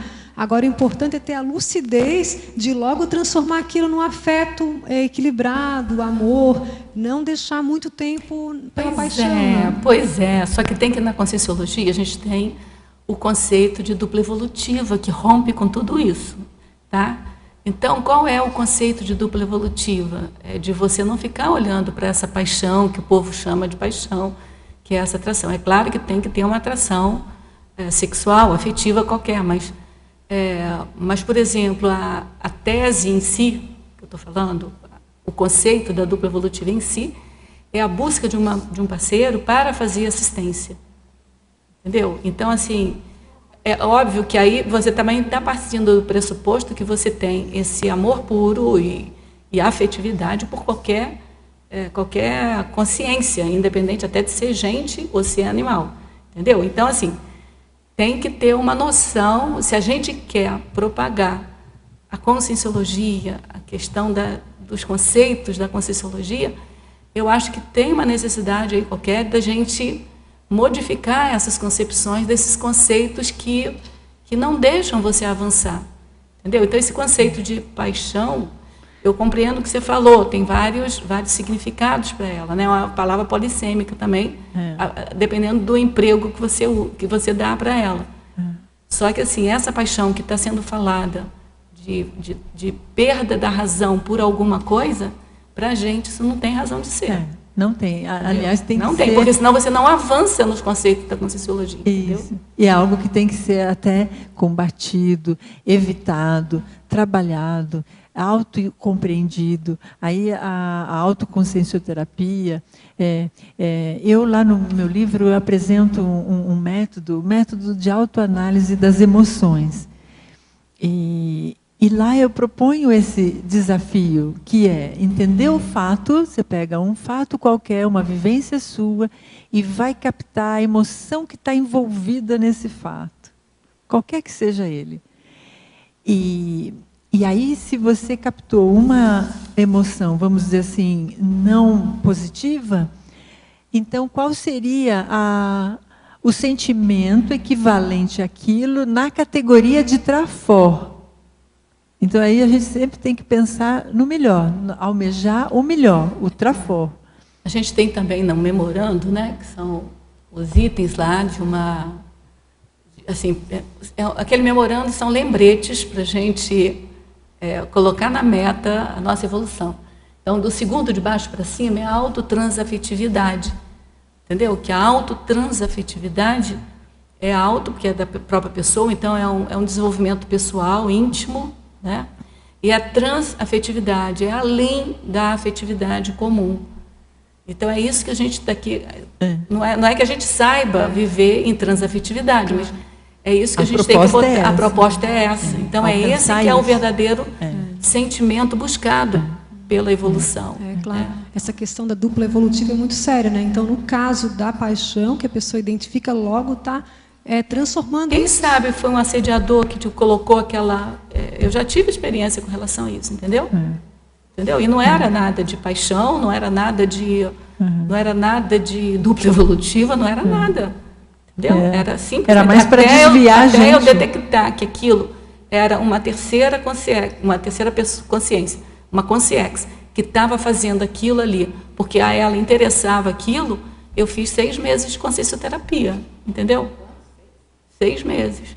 Então, assim, é bem complexo isso. Essa paixão você está vendido ali a qualquer interferência. E outra. Você deixa o seu controle da emoção, entendeu? Você deixa a deriva a sua emoção, a paixão. E resumindo, isso tudo, paixões é do subcérebro abdominal. Então, o lance é a gente trabalhar com o mental soma. Esse é o melhor. Oi. Na crescendologia, você colocou o crescendo para enunciação. Explica melhor por que para vem antes, já que é um crescendo. É só explicar. Sim, tá claro. Porque aí imagina você tendo uma comunicação do extrafísico para você. Tá. Então, tudo que é para é além, portanto, poderia ser representativo do extrafísico. Então, o amparador, vamos supor, te inspirou em algo, porque tem gente que tem a capacidade de ouvir dentro de si, não sei como expressar, como é difícil as palavras, né? O saber traduzir aqui, né? Já é o desafio nosso. Para perceber, há parapercepções que a gente tem, que a gente, de alguma forma, entende que alguém, extrafisicamente, está nos dizendo algo. E aí você, a partir da compreensão disso que você ouviu, você enuncia, você fala. Nesse caso, a enunciação seria uma coisa maior, crescer. Quer ver um contexto simples, assim, para a gente entender esse crescendo? O docente da Conscienciologia em sala de aula.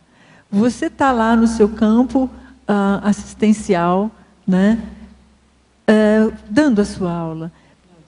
Continuamente você está nessa conexão com a Equipex e eles vão estar sempre inspirando você a falar. Então, para a enunciação deles, passando para você e você enunciando para os seus alunos. Pronto. Mas se for uma para-enunciação patológica, caberia... claro, também pode. Aí é a fonte de quem seria crescendo nesse caso? seria um crescendo? Ainda continuaria como crescendo? Continuaria. Porque o que eu quero destacar é o movimento, é o trânsito dessa informação. Entendi. E não necessariamente aí querer discutir quem é que enunciou.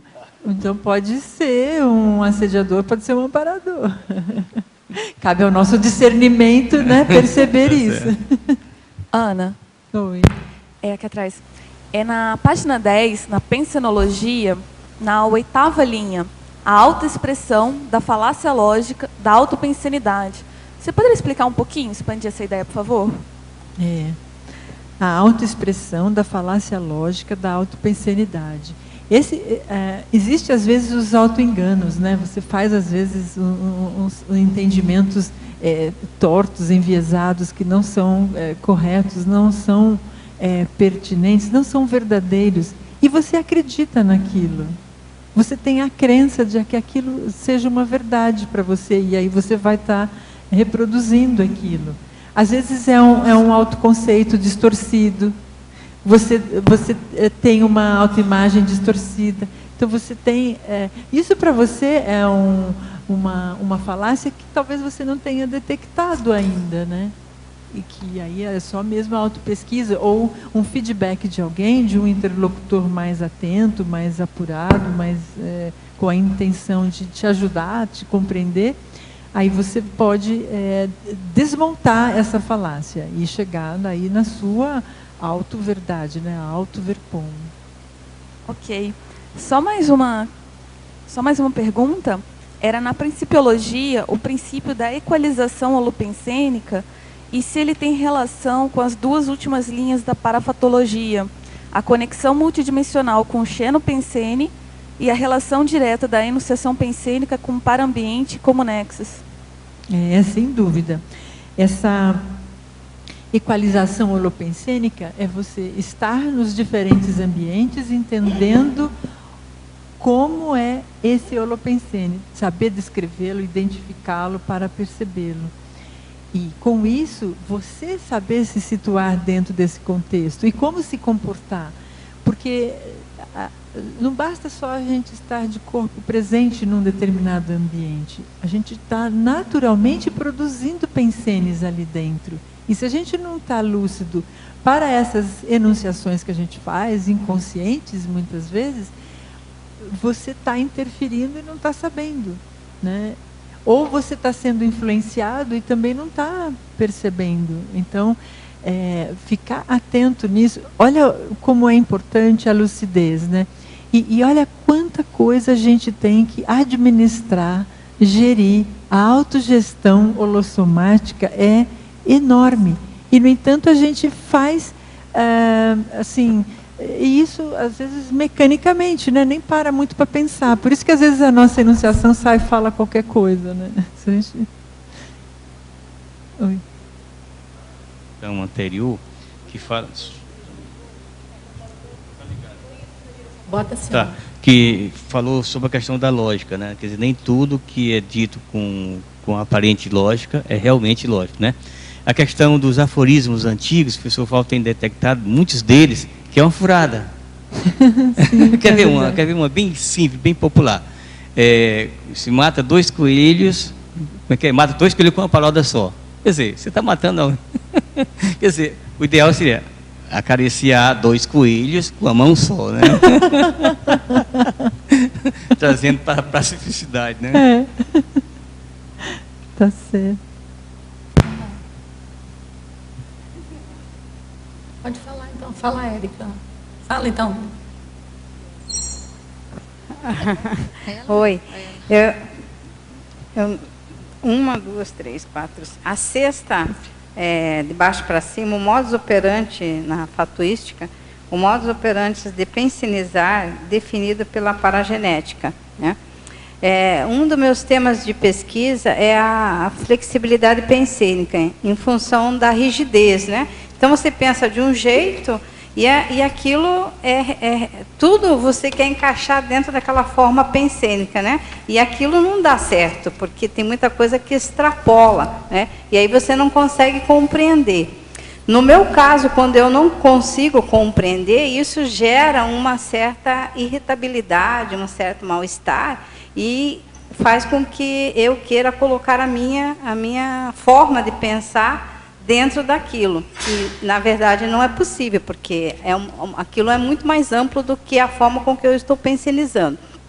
Aí eu pergunto para você, isso daí é o dificultador, um dos travões aí de você ter uma enunciação pensênica melhor, independente de você ter ou não uma abertura da inteligência, ou mesmo falar várias línguas, o poliglotismo, em função dessa paragenética ser um travão maior, a rigidez pensênica. E, complementando, aqui eu achei que uma das técnicas que um facilitador seria essa técnica da autopensenometria. Certo. A rigidez pensênica, ela contribui negativamente na qualidade da nossa comunicação, porque aí não há o diálogo, você está tão fechado na sua opinião e no seu modo, na sua forma pensênica, no seu modo de pensar, que não abre espaço para outras formas de manifestação variadas, e que nós somos consciências diferentes, com história pessoal diferente. Então, eu acho que a grande, assim, o grande gap, né, a distância, aí falando de prosêmica, né, a grande distância ou proximidade entre as consciências na interlocução está nisso, na capacidade nossa de abertismo. Então, flexibilidade. Exatamente. E aí, um trafar com a rigidez não vai dar certo. Trabalhar esse trafar, torná-lo, né, melhorado, chegando à flexibilidade pensênica, para daí você ter essa otimização. Pelo menos você cria um campo favorável dentro de si para você começar a enunciar de forma mais qualificada. Agora, em relação à técnica da autopensenometria, essa foi uma proposta minha, que está inclusive no meu livro, né, que foi o lançamento ontem, Comunicação Evolutiva. Isso.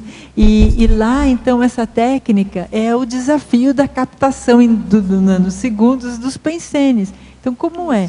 É complicadíssimo, mas foi uma tentativa lá bem rudimentar que eu coloquei lá, né, na tabela. É uma planilha onde você se propõe a colocar em cada linha um pensene que você teve. E esse pensene, ele pode ter tido um predomínio de ideia, pode ter tido um predomínio de algum sentimento, ou pode ter um predomínio de alguma percepção energética. Você vai eleger e escolher os principais que você teve ao longo de um dia, por exemplo.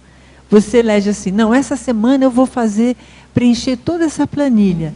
Em cada dia, pelo menos, eu vou pôr uns 10, né, mapear uns 10 pensenes que eu tenha tido e que foram significativos, que você percebeu que reverberou ou em você ou no outro.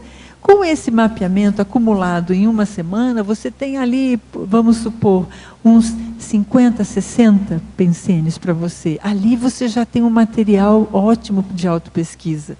O que predominou? Isso eu fiz dentro do laboratório Serenário, um deles, eu já fiz 4, né? E aí eu consegui perceber, naquele momento evolutivo que eu estava, o quão negativo estava a minha pensenidade, predominando em coisas muito intoxicantes, né? Pensar mal dos outros, pensar mal de si mesmo, só pensar que vai acontecer o ruim, o pior, quer dizer, não dá, né? Então, fazer... Olha só, eu vou pedir licença para vocês presentes aqui, eu estou com 7 perguntas aqui. Nossa. A gente vai vencer essas 7 perguntas aqui e depois a gente passa a palavra para vocês, tudo bem? E eu achando vocês que podem tirar dúvida aqui com ela, que ela está presente aqui, bem? Tá bom. Então, vamos lá. Ana, parabéns pelo verbete e por nos assistir com tamanha clareza. Em numerologia, página 11, por gentileza, explane os itens da sessão. Tem a enunciação tarística, tem a assistencial, tem a retilínea. Para encurtar, eu só vou ler o adjetivo modificante, né? A organizada, a didática, a gongórica, a verborrágica. Aqui está mais ou menos numa sequência do melhor para o pior, vamos dizer assim. O melhor é a enunciação tarística, a assistencial, a você ter uma retilineidade, né? Pensênica, está organizado, os seus pensênes, e que vai te possibilitar clareza. O didatismo. A gongórica, ela já está um pouco já nosográfica. Você fica numa linguagem rebuscada, confusa, não clara, não específica, que gera mal-entendidos, enfim, não é positivo. E a verborrágica é o excesso, né, da enunciação, quando você fala demais e não tem muito conteúdo. Na exemplologia... Tá ligado à defesa do ego, pode ser. E da fuga também, né, dos problemas de si, dos autoenfrentamentos, tem a ver com o mecanismo de defesa isso. Na exemplologia, na página 13, comente, por favor. Ele quer que comente a exemplologia. É no alto da página 13. Ótimo. A enunciação pensênica intraconsciencial é aquela expressa na forma de solilóquio, gerando autorreflexão profunda. E a enunciação pensênica extraconsciencial é aquela expressa em qualquer tipo de linguagem em processo de comunicação pelas interações interconscienciais. Então, aqui eu quis fazer um contraponto de como que a enunciação ela tem dois movimentos, né? Ela tem um movimento dentro da gente mesmo, quando a gente dialoga com a gente mesmo, que é o solilóquio, né? Ou a autorreflexão, e quando a gente faz a interlocução propriamente, quando há uma outra pessoa, uma outra consciência com a qual a gente faz as enunciações, portanto. Em fatologia, página 10, 8ª linha, por favor, aborde o vislumbre da paragenética pessoal no modo de enunciar. Nós já respondemos isso, mas vale a pena falar mais alguma coisa. Porque quando ele é repetida a pergunta, é porque aquilo é importante. É importante. Na autopesquisa, por exemplo, quem não consegue ainda vislumbrar um pouquinho da descrição da sua própria paragenética, então comece a se observar.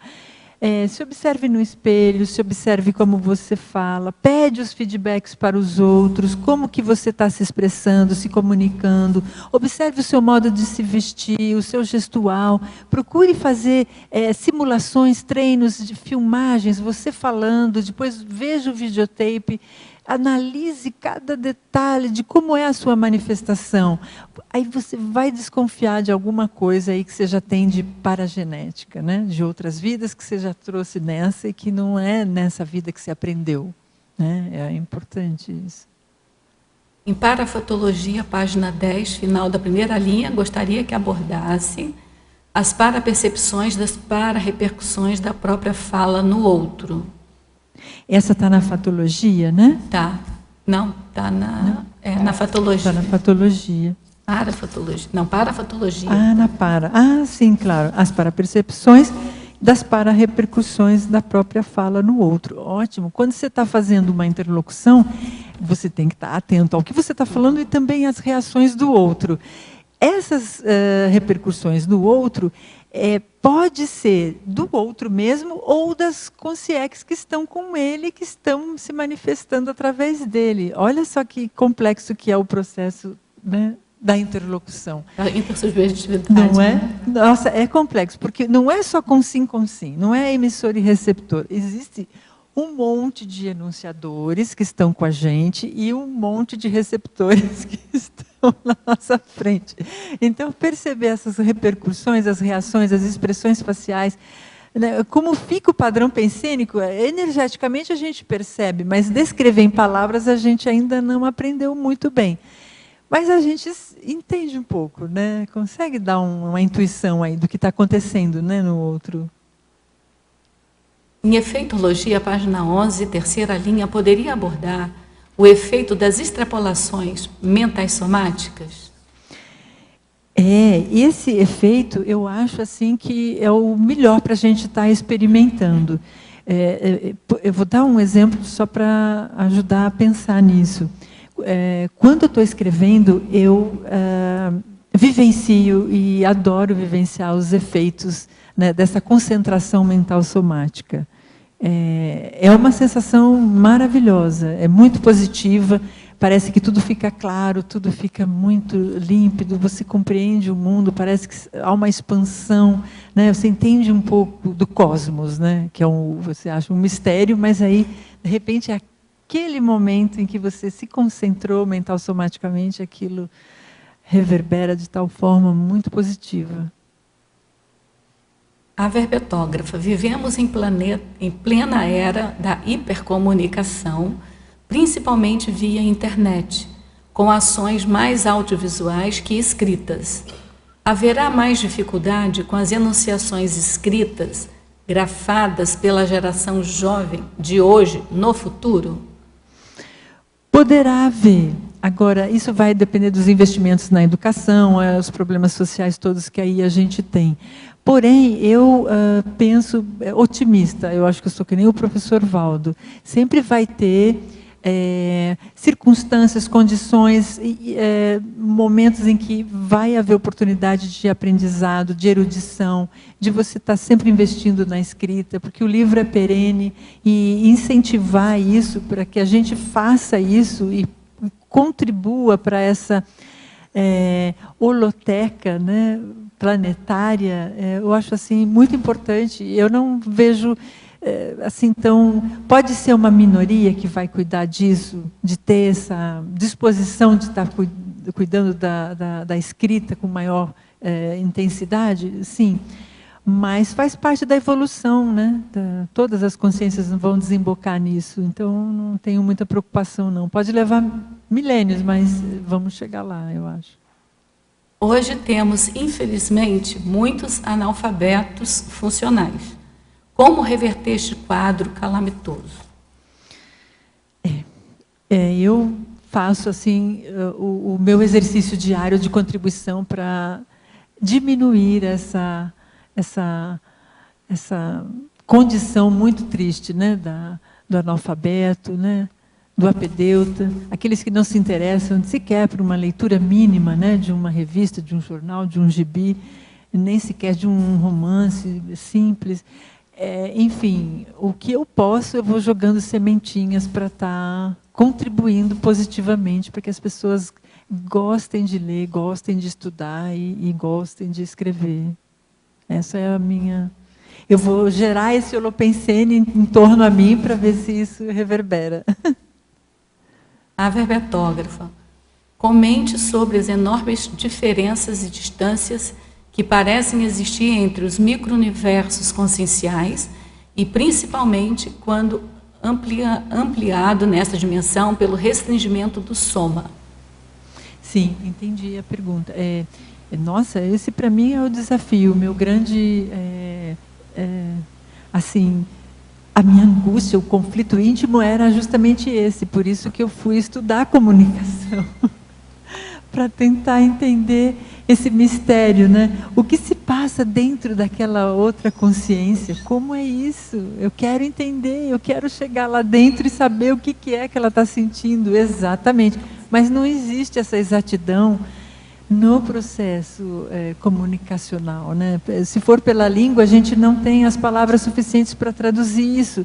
Então, o processo é realmente de desenvolver mais o nosso parapsiquismo, de poder fazer assimilações, conseguir traduzir, né, as energias, o saber, né, traduzir essas parapercepções num conhecimento e entendimento do que é o outro, né? Esse é um desafio. Oi, Ana. Oi. Uma das perguntas que eu ia fazer, a Ângela fez, que era sobre o modus operandi. Você poderia falar um pouquinho aqui na pensenologia, na 7ª linha, página 10, a ortobiose pensênica? Claro, a ortobiose. Biose é tudo aquilo que tem vida, né? A criação, né? E isso de modo homeostático, né?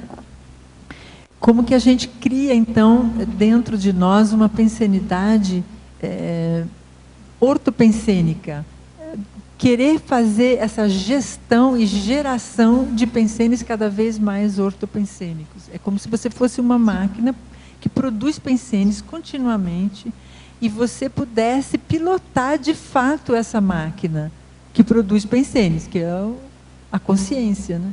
Sim. Então, entendi. Por favor, tem mais uma. Ó. Eu queria que você falasse na quarta linha de baixo para cima, o pensene autodesassediante. Claro, esse é a nossa autoterapia, né? Como que a gente se desfaz de um heteroassédio ou de um autoassédio?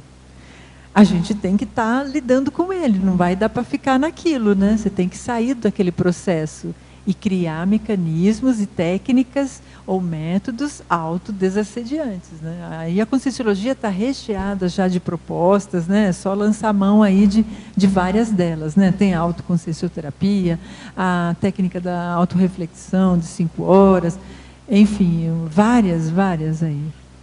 Ok, obrigada. Ana, oi. A nossa personalidade é formada em cada vida segundo a mesologia, né? A cultura na qual a gente se expressa. Aí poder-se dizer que a linguagem é o reflexo dessa cultura, ou é a cultura que vai formatar a linguagem? Eu penso que tem um diálogo entre essas duas faces aí. Nós aprendemos a linguagem quando estamos e ressomamos numa determinada cultura. E, portanto, a gente absorve essa cultura e aí a gente agrega aquilo à nossa consciencialidade. Só que nós, pela nossa paragenética, nós já temos coisas, né, lembranças, e aí a gente também faz uma contribuição e uma influência sobre esse ambiente externo, né, essa sociedade, essa cultura, né? Então, eu acho que é um constante intercâmbio aí. O ideal é a gente estar sempre no controle disso, né? Não ser subjugado pela cultura, ou seja, não ter lavagem cerebral, não ficar se submetendo passivamente, né, a ideologias e tudo mais. O bom é você, por si mesmo, pelo seu discernimento, conseguir entender tudo isso, as diferenças ou as semelhanças com o seu micro-universo consciencial. E aí ter a sua autocoerência, né, na manifestação. E apesar dos condicionamentos, com todo esse cabedal de conhecimento adquirido ao longo das vidas, ele acelera ou ele, de alguma forma, emperra um pouco?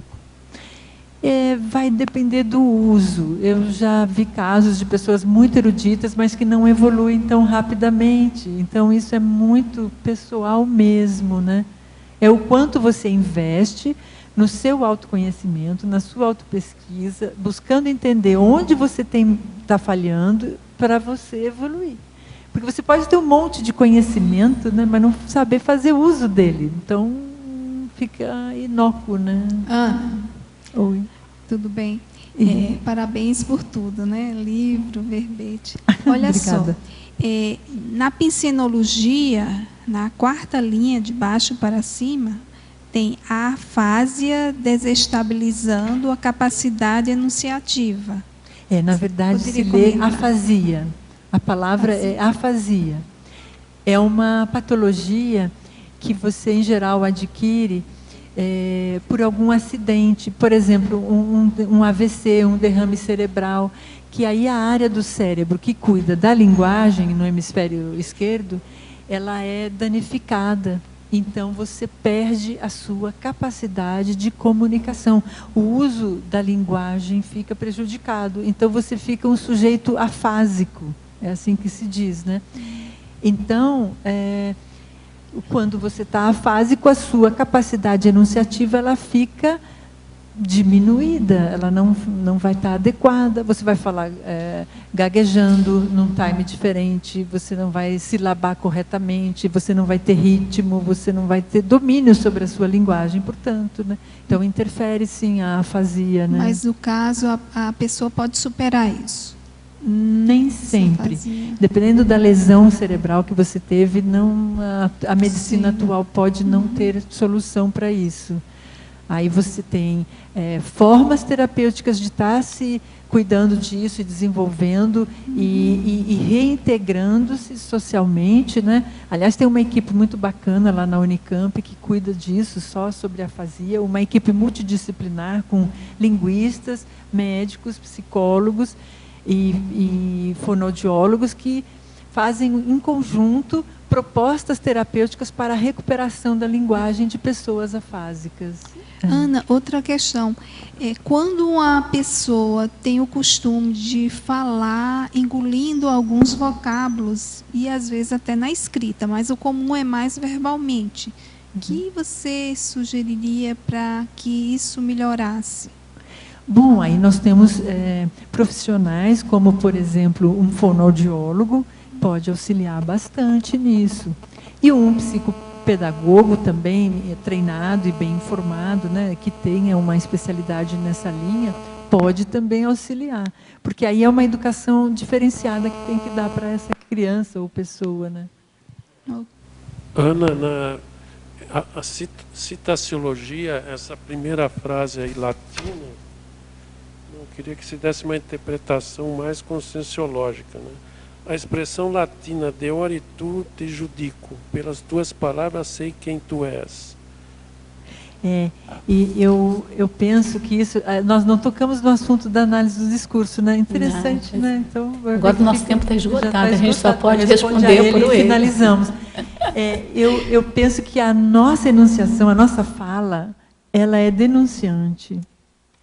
O vocabulário que a gente usa, a maneira como a gente constrói o raciocínio, a lógica que a gente constrói a nossa exposição, né, das ideias, tudo isso denuncia o nosso micro-universo consciencial. E se a gente é assim, atento, estudioso nisso, vai perceber e vai poder daí fazer a interassistência, né? Arlindo, a gente vai fazer uma proposta para a Ana, dela pensar num tema para fazer um próximo verbete, no qual ela pode aprofundar essa questão da análise do discurso. Nossa, a análise do discurso é um tema muito, é um título, é um tema uma disciplina muito da ciência convencional. Isso. Mas você pensa assim, alguma coisa que você vai saber fazer muito bem para chegar aqui e explicar para nós, que ela ficou devendo, né, Arlindo? No último minuto, assim, não dá para falar sobre a análise do discurso. Combinado, então? Né? A tabela. Pois é. Não vai, não vai dar tempo ainda só para complementar. Não tem tempo, mas vamos lá.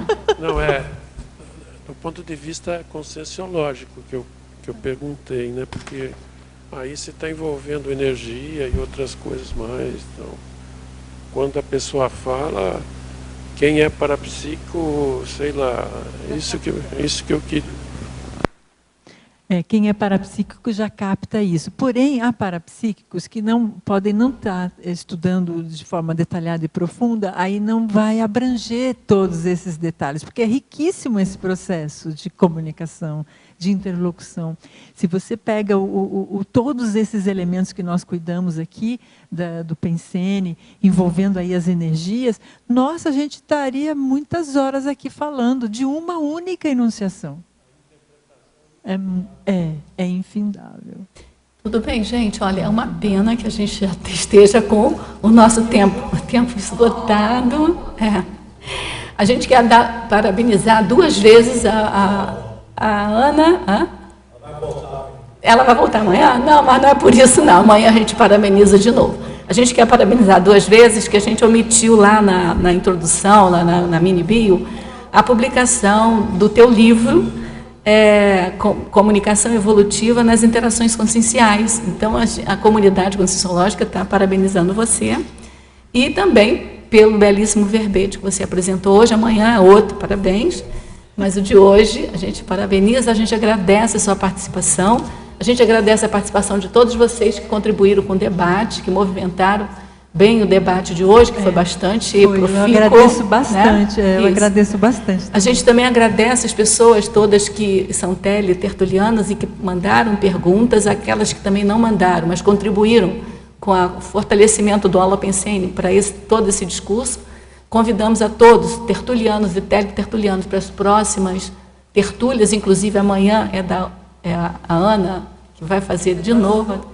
É dose dupla para a gente, ótima, né? Ainda bem que é um bom remédio, né? E passamos, então, para os nossos comerciais. Obrigada, professora Rosa. Pontuações da tertúlia de hoje. Assinaturas no livro de presença, 35. Perguntas presenciais, 27. Perguntas online, 16.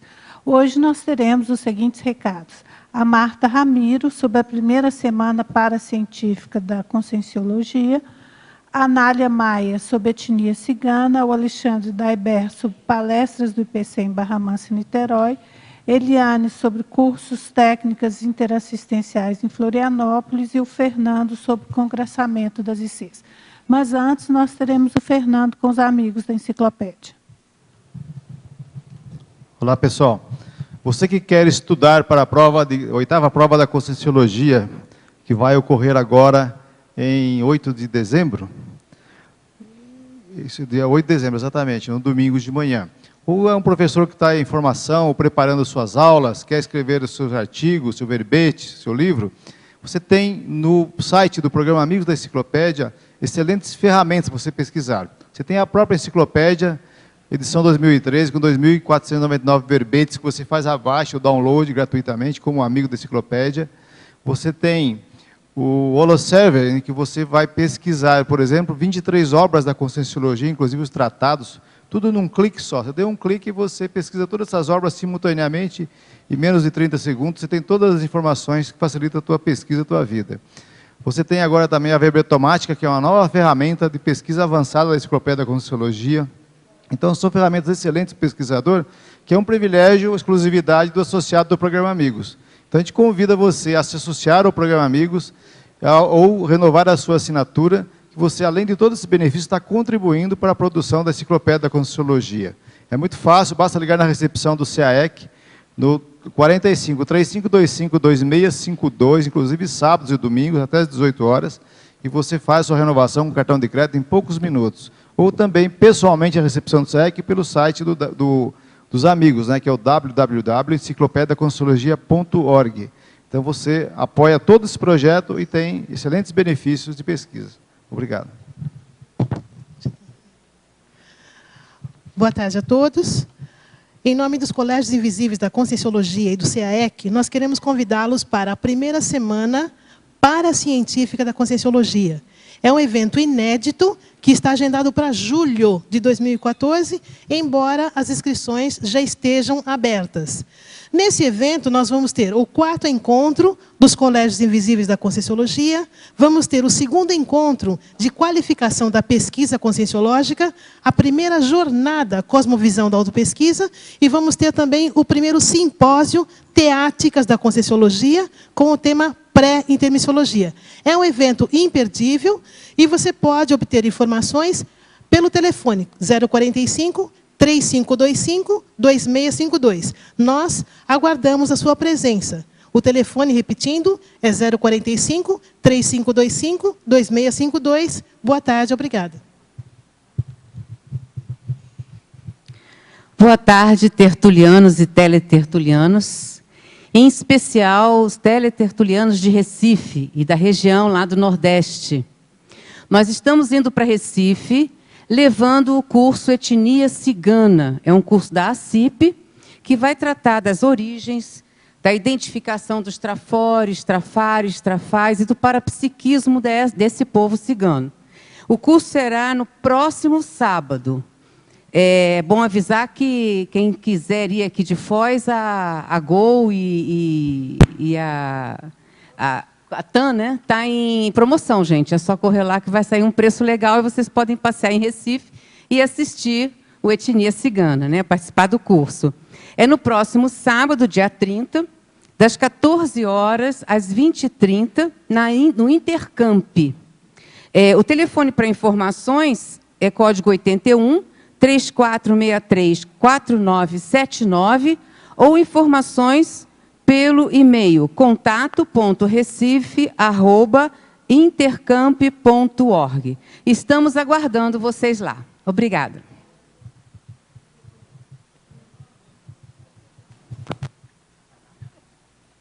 Boa tarde. O IPC convida todos os teletertulianos da cidade de Barra Mansa e Niterói para palestras públicas do Instituto. A palestra em Barra Mansa ocorrerá dia 28 de novembro, quinta-feira, às 19 horas, na UBM, Universidade de Barra Mansa.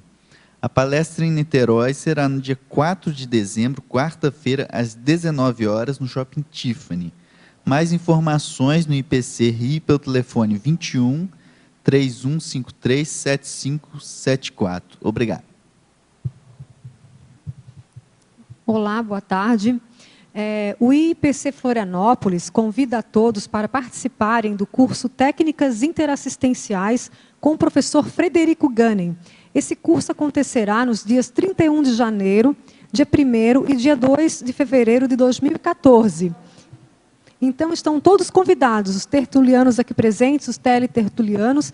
Esse curso tem como pré-requisito algum curso de entrada do IPC, seja CIP, CPC, Assistenciologia. E como conteúdo programático, será apresentado várias técnicas assistenciais, como, por exemplo, resolução de problemas, autolibertação grupocármica, arco voltaico, acoplamento energético interassistencial, ectoplasmia assistencial, ATNEPS, o acesso às centrais extrafísicas de energia, entre outras técnicas.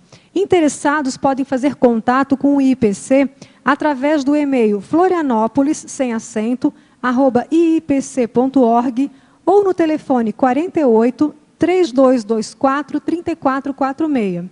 Aguardamos vocês lá em Florianópolis. Até mais.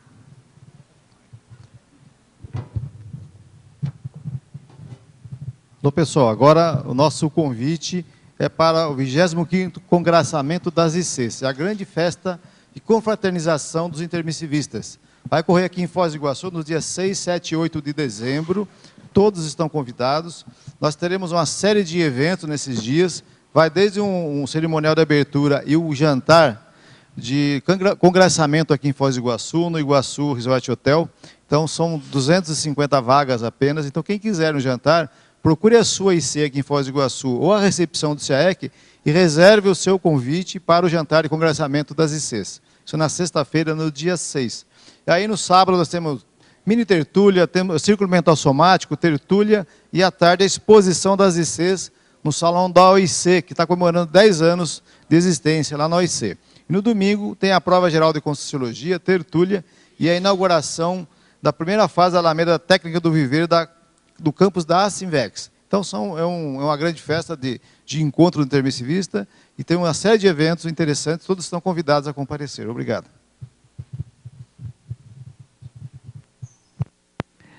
Verbete de amanhã, etos assistencial.